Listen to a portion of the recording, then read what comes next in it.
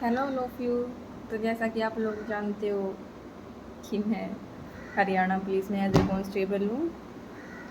तो आज वाली वीडियो है मेरी पीएमटी से रिलेटेड। आज आज शायद कल रात को पीएमटी की लिस्ट लगी है।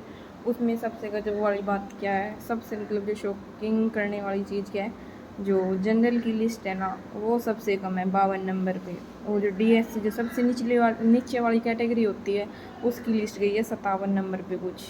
तो ये देख के तो मेरे को शौक लगा, बहुत ज़्यादा शौक लगा। मेरे टाइम में तो ऐसा नहीं हुआ था। मेरे टाइम में, हाँ, मैं तो 2024 में लगी थी मेरी जॉब, उस टाइम तो ऐसा कुछ नहीं हुआ था। तो पीएमटी के बारे में बता दूँ मैं, घबराने वाली कोई ज़रूरत नहीं है। जो पेपर में है ना, पेपर में मांग रखे हैं 10 गुना बच्चे, लेकिन इन्होंने जो पीएमटी के लिए इस टाइम बुलाए हैं ना बच्चे, वो है 15 गुना। ठीक है। तो इसका साफ साफ सीधा सीधा मतलब क्या है, जो पीएमटी की मिनिमम दो कह सकते हैं, मिनिमम दो लिस्ट तो और आएंगी ही। क्योंकि इन्हें क्योंकि इन्हें चाहिए पीएमटी के लिए 25 गुना बच्चे, तो 10 गुना बच्चे और बुलाएंगे। ये 10 गुना बच्चों में जहाँ तक उम्मीद है, मतलब 44 से 45 नंबर जिनके हैं ना, हरियाणा सीईटी में जो अभी हुआ था 2025 में हुआ था, हाँ 2025 में हुआ था, तो वहाँ तक बच्चों के नाम आने की उम्मीद है।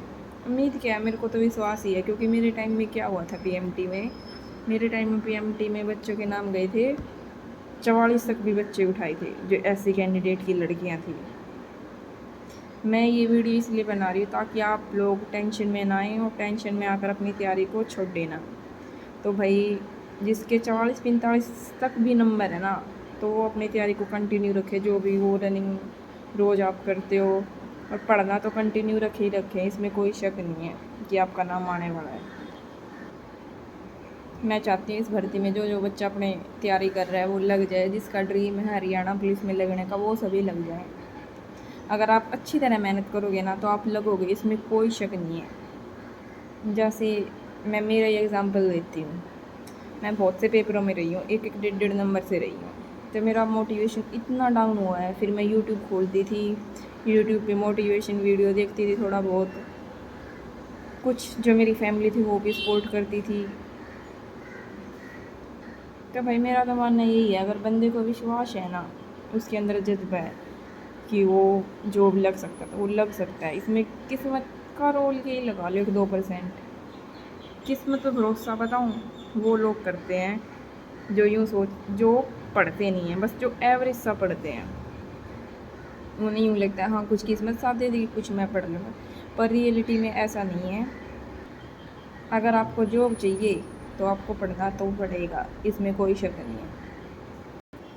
और मैं तो मेरे को ये पूरा विश्वास था कि मैं मेरी शादी से पहले जॉब लग जाऊंगी, और मेरी शादी से पहले मैं जॉब लगी भी, इसमें कोई शक नहीं है।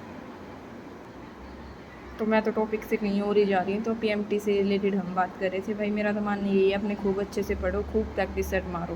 पेपर में सिलेक्शन के लिए एक चीज़ सबसे इम्पोर्टेंट है कि आप खूब जितना हो सके ना, प्रैक्टिस सेट तो मारो ही मारो प्रीवियस ईयर के।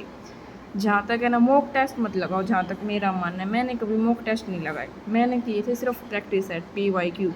मतलब जैसे हरियाणा पुलिस के तो कुछ लिमिटेड से ही मिलते हैं मॉक टेस्ट नहीं, sorry, PYP, previous year question paper थे जो।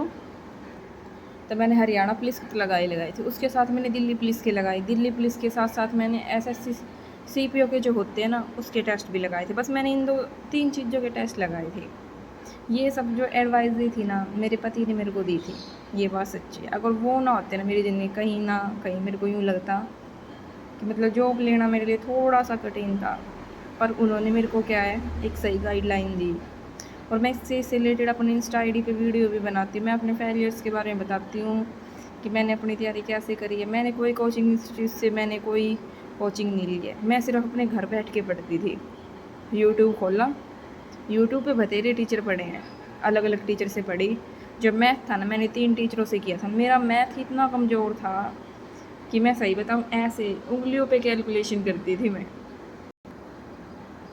मुझे ये लगता था कि मुझे ना मैथ कभी नहीं आ सकता। जो मेरा बेसिक मैथ ना, अर्थमेटिक वाला, वो तो मेरा इतना गंदा था, जिस मतलब बता ही दे, जब मैं ऐसे ऐसे कैलकुलेशन कर रही हूँ तो आप सोच ही सकते हो कि मेरा मैथ कितना बुरा था।